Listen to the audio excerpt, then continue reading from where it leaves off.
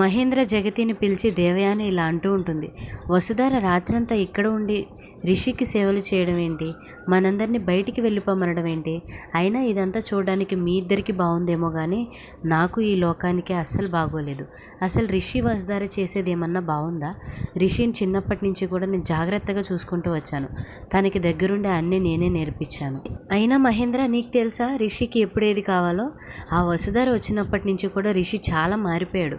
నా మాట కూడా లెక్క చేయడం లేదు. ఇలా దేవయాని అంటూ ఉండగా ఇక మహేంద్ర వదిన గారు, వసుధార రిషికి జ్వరం వచ్చిందని దగ్గరుండి చూసుకోవడానికి వచ్చింది.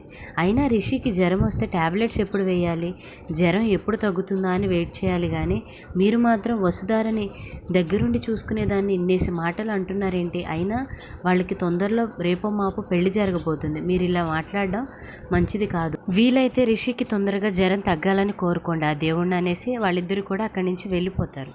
దేవయానికి కోపంలో ఉండి ధరణిని గట్టిగా పీల్చి ధరణి ఒక కాఫీ తీసుకురా అని అరుస్తూ ఉంటుంది. మరొక వైపు వసుధారేమో నైట్ అంతా కూడా రిషిని దగ్గరుండి చూసుకుంటూ ఇక టయానికి ట్యాబ్లెట్స్ ఇస్తూ రిషి జ్వరం తగ్గేలాగా చేస్తుందనమాట. ఇక మార్నింగ్ లేవగానే రిషి వసుని అడుగుతూ ఉంటాడు, నాకు ఫీవర్ వస్తే నువ్వు ఇక్కడికి రావడం అవసరమా అని అంటూ ఉండగా, సార్ మీకు ఇంకా కోపం తగ్గినట్లు లేదు, మీకు జ్వరం వస్తే నేను అక్కడ ఎలా ఉంటాను చెప్పండి, రిషి వసుధారలు ఎప్పటికీ ఒకటే కానీ వేరు వేరు కాదని మన ఇద్దరికీ తెలుసు కదా, మీకు సంతోషం వస్తే అందులో సగం సంతోషం నాది, మీకు బాధ వస్తే ఆ బాధ నాది, మనిద్దరం ఒక్కటే సార్ ఎప్పుడైనా సరే. రిషి వసుధారలు అంటే ఎప్పటికీ జంటగా కలిసి ఉంటే రిషిధారలు. మీరు నా మీద ఎంత కోపం చూపించాలనుకున్నా నాకు మాత్రం మీ మీద అంతకు మించి ప్రేమ పెరుగుతూనే వచ్చింది.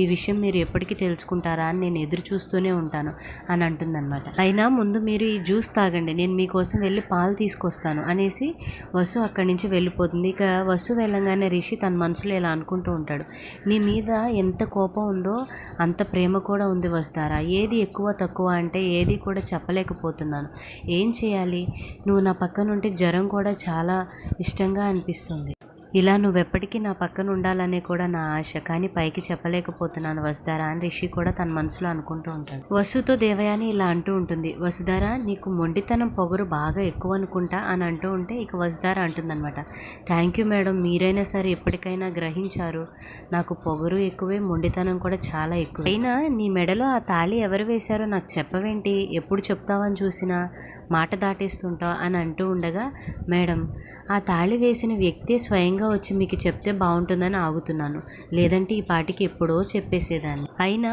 మీకు నాకు రిషి సార్కి మనందరికీ తెలుసు కదా నా మెళ్ళో తాళి పడ్డానికి కారణం ఎవరో, మరీ తెలియనట్లు అడుగుతున్నారేంటి, మేడం ఆగండి, ఈ పాలు చల్లగా అయిపోతాయేమో, నేను వెళ్ళి రిషి సార్కి ఇచ్చొస్తాను, మరి వెళ్ళి రమ్మంటారా మేడం.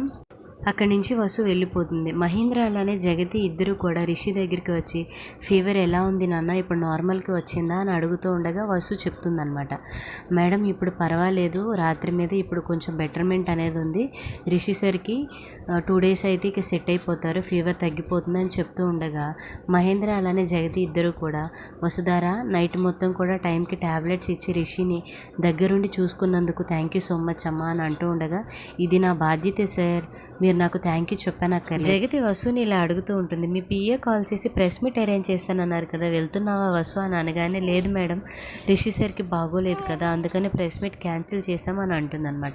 ఇంతలోపు రిషి అడుగుతాడు, దేని గురించి ప్రెస్ మీట్ అని అనగానే, ఏం లేదు sir machine education project development గురించి ప్రెస్ మీట్ అరేంజ్ చేయమన్నారు అందుకని అనగానే ఇక రిషి అంటాడనమాట, నాకు హెల్త్ బాగోపోవడానికి ప్రెస్ మీట్ క్యాన్సిల్ చేయడానికి ఏమన్నా సంబంధం ఉందా, వెంటనే ప్రెస్ మీట్ పెట్టమని చెప్పండి అని రిషి వసుతో చెప్తూ ఉంటాడు. ఈ వీడియో కనుక మీకు నచ్చినట్లయితే please like, share and subscribe to my channel. Thank you for watching this video.